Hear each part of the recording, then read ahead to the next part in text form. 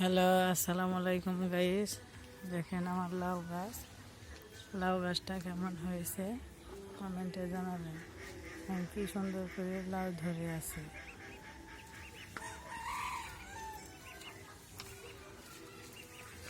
এই যে একটা, এই যে একটা,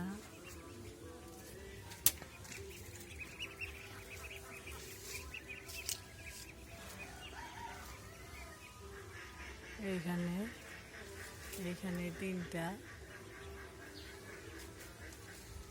এইটা আমি গাছ বীজ লাগাই নাই।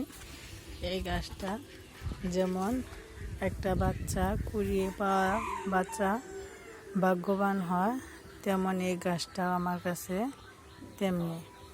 আমি এই গাছটা কুড়িয়ে পেয়েছিলাম, সেই গাছটা আমি লাগিয়েছি। এই গাছটা আমার তেমন ভাগ্যবান। এমন যে ফল ধরবে আমি কল্পনাও ভাবিনি।